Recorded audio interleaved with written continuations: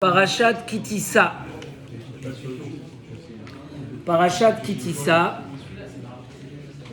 Alors, Moshe Rabbeinu va monter pour chercher les louchot, les tables de la loi, les premières tables de la loi. Il y a les premières tables de la loi. Et là, on voit que Moshe tarde de descendre de la montagne. Il tarde. Combien il a tardé? En fait, ils se sont trompés d'un calcul de un jour. Mais eux, ils ont vu que Bachesh, la 6e heure, elle est arrivée. Ou Bochesh, ça vient du mot, ça a tardé. Donc, le peuple s'est réuni sur Aaron et ils leur ont dit « Koum aselano Elokim » fais-nous un Dieu qui va devant nous. Car Moshe, Zé Moshe Haïsh. Pourquoi ils ont dit Zé Moshe Haïsh? Il dit, Rashi, que le Satan, il leur a obscurci le monde et il leur a montré des anges qui portent un cercueil et il leur a dit Zé Moshe Haïsh, ce Moshe-là, il est mort. Donc les Bnei Israël se sont sentis perdus. Ki Zé Moshe Haïsh esher elanu me'eretz Mitzrayim lo yadanu me'ayalo. On ne sait pas ce qui se passe avec lui. Donc Vayomer Alehem. Donc c'est qui Vayomru Elav? Qui c'est qui a demandé le veau d'or? Chachamim, ils disent que c'est le Erev Rav, le peuple qui est monté avec les Bnei Israël d'Égypte. Comme on verra dans la suite, alors on va avancer dans l'histoire. Vaïtparku kol ha'am et mizmeh hazahav asher beoznehem. Ils ont enlevé l'or qu'ils avaient dans les oreilles, ils ont amené à Aaron. Aaron, il a vu qu'ils ont tué Chour, qui a refusé de leur faire le veau d'or. Il a dit, si j'accepte pas ce qu'ils m'ont demandé, alors Chas Veshalom, ils vont, qu'est-ce qui va se passer? Ils vont me tuer, et s'ils me tuent, il n'y aura plus de kapara. Donc il a accepté de leur faire, mais en essayant de les repousser au lendemain matin. Mais ça n'a pas marché. Et malgré tout, donc, il a pris tout l'or, il a jeté dans le feu, et il leur a dit, demain on verra. Le lendemain matin, ils se sont levés, et ils ont fait le veau d'or. Et là, Kadosh Baruch Hu, il dit à Moshe, descends vite, car ton peuple, Sarou Maher Minaderech Asher Tzivitim. Ils se sont éloignés très vite du chemin que je leur ai ordonné. Ce mot-là, il parle beaucoup dans les lignes de la faute du veau d'or. C'est quoi Sarou Maher? Ils se sont éloignés vite. Comment un homme s'éloigne vite? Un homme qui a pris de grandes décisions, comment ça se fait qu'il va s'éloigner vite? Alors, Akadosh Baruch Hu, il dit à Moshe, descends. Et là, Moshe Rabbeinu, il prie sur le clan Israël. Vaïfen vayered Moshe minahar. Une fois qu'il a fini de prier, il descend de la montagne. Et il descend les louchot, écrits des deux côtés, misé ou misem ketuvim. Ils sont écrits des deux côtés. Ve'aluchot ma'ase Elokim hema. Les louchot ont été faits par Akadosh Baruch Hu. Ça veut dire quoi? Dans les premières louchot, il n'y avait pas que l'écriture. Les louchot eux-mêmes étaient faits par Akadosh Baruch Hu. Les louchot, la matière aussi, descendait du ciel. Et ça faisait que nous aussi, on arrivait à atteindre un niveau, même le corps, parce qu'on dit que les louchot, l'écriture ressemble à l'âme, et la matière ressemble au corps. Et vu qu'elles étaient totalement kadosh du ciel, ça faisait que même le corps du Ben Israël devenait kadosh. Et c'est pour ça que quand on était au niveau des premières louchot, le Yetzer Hara ne pouvait pas nous dominer. Un homme qui étudiait, il ne pouvait pas oublier, parce que l'oubli vient à cause du corps. L'âme n'oublie rien. Donc c'était un niveau très très élevé. Et là, Moshe Rabbeinu, il dit, descend, vers Mirtav, l'écriture, Mirtav Elokimu. C'est l'écriture d'Akadosh Baruch Hu, Charut ala Luchot, gravée sur les Luchot. Et là, Vaishma Yoshua et Kol ha'am berero. Yoshua, il a eu une chance particulière. Il n'a pas vu la faute du veau d'or. Pourquoi? Parce que Yoshua avait beaucoup d'ambition. Il ne voulait pas rater une seconde et une opportunité dans la vie. Écoutez-les. Yoshua, il était là tout le temps, il voulait prendre. Et quand il a vu que Moshe Rabbeinu, il va monter 40 jours, il a dit, mais quand il va descendre, imagine-toi la seconde où Yoshua, il descend du ciel. je vais aller avec lui et je vais l'attendre. Comme ça, je suis là. Donc il est resté en dehors du Machané pendant 40 jours en train d'attendre Moshe Rabbeinu. Donc il n'a pas vu la faute du veau d'or. Vaishma et Ko, Yoshua et Kol Ha'am Bereo. Et là, il entend le bruit, ça chantait, ça dansait. Alors, Vayomer el Moshe, il dit à Moshe, Kol Milchama Bamachane. J'entends une voix de guerre. Vayomer, il lui dit non. En Kol Anot Gevura. Ce que tu entends, ce n'est pas des cris de force. En Kol Anot Chalusha, ce n'est pas des pleurs de faiblesse. Kol Anot Anochi Shomea. J'entends la souffrance du Anochi. Le Anochi Hashem Elokecha. Je vois plus. Vayika Asher Karav el Machane. Quand il s'est approché au Machane. Vayar et Egel Umcholot. Et Moshe Rabbeinu, il voit le Egel et les danses autour. Il dit le Sforno. S'ils n'avaient pas dansé, Moshe Rabbeinu, il aurait pu encore sauver la situation et ne pas casser les tables de la loi. Mais quand un homme, il fait une bêtise et il se réjouit de sa bêtise, il n'y a pas pire. Parce que la simcha, c'est ce qui attache et qui relie profondément l'homme à la chose qu'il fait. Et si, Chazvé Shalom, il y a eu la simcha dans les choses négatives, c'est qu'ils se sont attachés un peu trop fort et ils ne sont plus au niveau des premières tables de la loi. Alors, qu'est-ce qu'il a fait Moshe Rabbeinu? Vaïchar af Moshe. Moshe Rabbeinu s'est mis en colère. Vayashlech miyado et aluchot vaïshaber otam. Il a cassé les luchot et il a jeté les luchot et il les a cassés.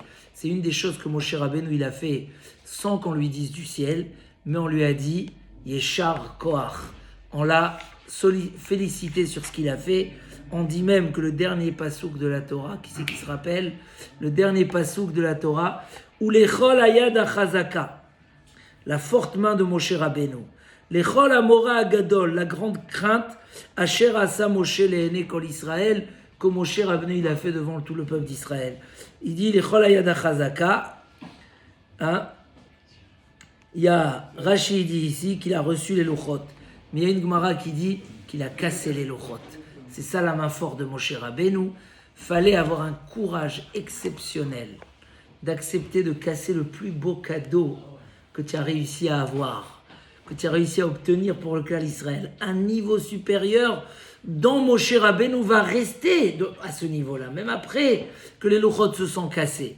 Mais il a eu quand même ce courage de dire ça met les Bnei Israël en danger, parce qu'ils seront jugés comme une femme mariée, pas comme une femme fiancée. Parce que les luchot, c'était la conclusion. Et en plus de ça, ils ne seront plus à ce niveau-là. Donc ça ne sera plus adapté. La force de Moshe Rabbeinu, c'était de dire, jusqu'à là, c'était comme ça. Je suis allé jusqu'au bout pour les amener ici. Là, ils doivent changer de niveau. Je m'adapte à eux. Ce n'est pas quelque chose d'évident pour un rave de changer complètement de niveau et jusqu'à casser les luchot. C'était la main forte de Moshe Rabbeinu. Et là, il a cassé les luchot. Ce qui est étonnant, c'est que Moshe Rabbeinu, il prend le veau d'or, il le brûle dans le feu, il va le moudre et le jeter dans l'eau, et il fait boire les Bnei Israël. Et à ce moment-là, Moshe Rabbeinu, il appelle les Bnei Israël, il leur dit « Mil Hashem Elai, qui peut venir m'aider ?» Vayasfu Elav, Kol Bnei Lévi, qui s'est réuni à lui, la tribu de Lévi, et ils sont allés pour punir les fauteurs, et grâce à ça, le Shevet Lévi a été choisi, parce que quand il y a eu cet appel, des fois on appelle, on dit « Allez, il faut venir étudier la Torah, allez, il faut la Tfila, il faut renforcer les minyanim. » Il y a ceux qui écoutent et il y a ceux qui n'écoutent pas. Une fois, le Chafetz Chaim, il voulait proposer, il savait qu'il y avait une personne qu'on allait lui proposer une grande responsabilité. Et il a vu que cette personne hésitait s'il la prendre ou pas. Il a appelé, il lui a dit « Tu sais, moi je suis Kohen, et quand il y aura le Beth Amikdash, moi je vais servir là-bas, et je vais être très chachouv, et je vais faire la shrita du Korban Pessah, et toi tu vas rester dehors, tu ne pourras pas rentrer parce que tu n'es pas Kohen. » Alors l'autre il ne comprend pas, qu'est-ce que le Rav il veut de lui. Il dit « Tu sais pourquoi, c'est quoi la différence? Je ne suis pas mieux que toi, mais nos ancêtres. Quand mes parents ils ont entendu Mil Hashem Elai, qui est prêt pour aller vers Hashem, qui peut venir m'aider pour Hashem. Les Bnei Lévi sont venus tout de suite. tes parents, ils sont restés dans leur tente, tranquillement, ils n'ont pas voulu se mêler. Et c'est pour ça que moi, aujourd'hui, je suis Cohen. En tout cas, Moshe Rabbeinu va punir à peu près 3000 personnes des Bnei Israël. Et là, Moshe Rabbeinu, il a dû monter, faire des tfilotes, tout ce qu'on va lire dans les jours de jeûne, où Moshe Rabbeinu, il aurait pu s'en sortir. Hachem, il lui a dit, tu veux, c'est toi qui vas prendre la place du peuple d'Israël. Je vais faire de toi 600 000 personnes. Moshe Rabbeinu, pas du tout. Il n'a pas accepté. Il a dit, moi, je veux défendre le clan d'Israël. C'était la grandeur. Et qu'est-ce qui va se passer à la fin de la paracha à Hamishi? Akadosh Baruch Hu dit à Moshe, Psol lecha shne luchot avanim karishonim. Psol lecha. Vas-y et tu vas trouver dans ta tente du diamant et tu vas couper les luchot. Les deuxièmes luchot, c'était et je vais réécrire les paroles qu'il y avait sur les premières luchot. Et tu remonteras dans la montagne, personne ne va remonter avec toi. En tout cas, les deuxièmes luchot, c'était le corps et l'âme. Les luchot étaient faites par Moshe Rabbeinu et l'écriture par Akadosh Baruch Hu. C'est le deuxième niveau où on est aujourd'hui, c'est que pour réussir, il faut transpercer le corps, il faut s'investir, il faut travailler, il n'y a rien sans labeur. Qu'avec le Hamal, on peut arriver à des choses extraordinaires. Et donc pour dire juste les petits messages, parce qu'on n'a pas le temps d'aller loin, les petits messages qu'on peut apprendre du Chet HaEgel, c'est la mauvaise influence. Chazal disent que ceux qui ont vraiment fauté, c'est que le Erev Rav. Ils ont juste fait que les Bnei Israël ne se sont pas opposés. Mais la mauvaise influence est surtout dans les moments de faiblesse. Quand un homme il est faible, il doit s'entourer de gens forts, de bons conseillers. Sarou Maher, pourquoi ils ont dévié très vite? Il dit Rav Chaim Shmulevitz. Pourquoi? Parce que quand un homme il est fragilisé, quand il croit que Moshe Rabbeinu est mort, il est toujours au désert, même un déménagement, c'est quoi un déménagement? C'est rien. Mais un homme dans un déménagement il est très affaibli. Un homme dans un changement, dans une période particulière, à ce moment-là, comme on a dit toujours, aucune décision à prendre quand on est déprimé, quand on est fatigué ou quand on n'est pas bien dans sa tête. Jamais. Parce que quand on est déstabilisé, le Yetzer Hara peut faire descendre la personne du très haut au très bas. Mais Igra Rama, les Bira Amikta. Donc, quand tu es dans les jours de la haine, tu dis stop, maintenant je décide rien, je maintiens. Je continue tout ce que j'ai l'habitude de faire comme d'habitude. Et quand je vais passer au jour de l'amour, je vais passer des Yemé à Sin'a au Yemé à Ava, c'est là où je vais prendre mes décisions. Parce qu'à ce moment-là, et surtout, ne pas rencontrer un imbécile ces jours-là. Parce que c'est à ce moment-là, un homme, il a besoin de s'entourer. Il dit, Shlomo Amelech, vaut mieux rencontrer un ours qui a perdu ses enfants qu'un homme qui est en train d'aller faire des fautes. C'est dangereux, un ours qui est énervé, il a perdu ses enfants, il est dangereux. Mais quand même, c'est moins pire, moins grave qu'un homme qui est motivé dans sa faute et qui est en train de la faire et qui peut t'attirer avec lui. Donc, c'est la deuxième chose. La deuxième raison, Sarou Maher, ils sont allés vite, ils sont tombés vite, parce que la construction n'était pas encore assez profonde. Et on a fait un cours là-dessus mercredi. C'est qu'un homme ne se contente pas de peu de travail pour dire « ça y est, je suis grand ». Savoir que pour que les qualités soient acquises, il y a un grand investissement à avoir. Troisième point, un homme qui fait une bêtise, Chas Shalom, pas une bêtise interdite, il fait quelque chose qui n'est pas parfait, ou il veut s'imposer un peu à la maison temporairement pour montrer quelque chose, mais pas plus. Il faut qu'il soit triste. Jamais se réjouir de quelque chose qui n'est pas toi-même.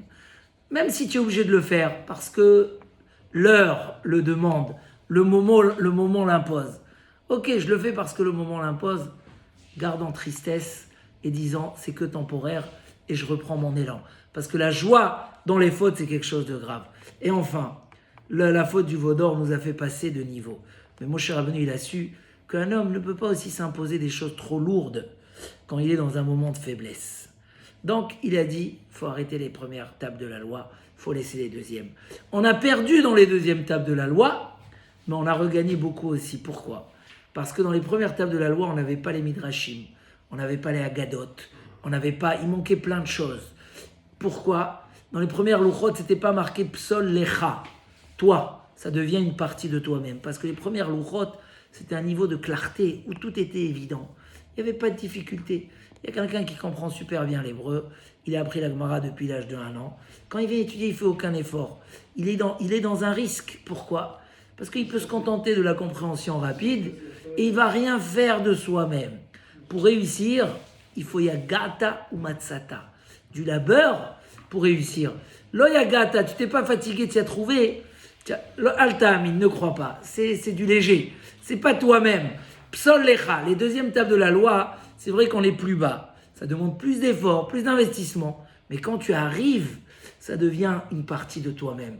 Allez-y voir combien des gens qui ont appris la Gemara à l'école, et ils ont fait la Yeshiva Ktana, et ils n'ouvrent même plus la Gemara, où ils ne se rappellent pas grand-chose de ce qu'ils ont étudié. Pourquoi ? Parce que quand ils devaient passer à l'étape de la labeur, ils n'ont pas mis en place. Alors que quand tu as compris que c'est plus dur pour toi, et que tu as compris l'investissement que tu dois mettre, et tu le mets, alors c'est psol lecha. Il dit le Briskerov, ça devient comme si que c'est imprégné dans le parchemin. C'est pas juste posé dessus, c'est imprégné. Et là, l'homme, pour ça on a reçu les halachot et les agadot, parce que ça nous a permis, justement, on a besoin plus d'outils.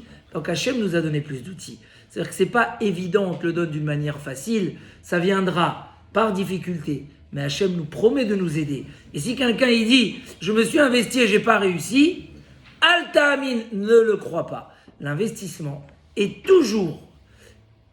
garanti de fruits de réussite exceptionnels qui sont gravés et qui restent en nous à long terme.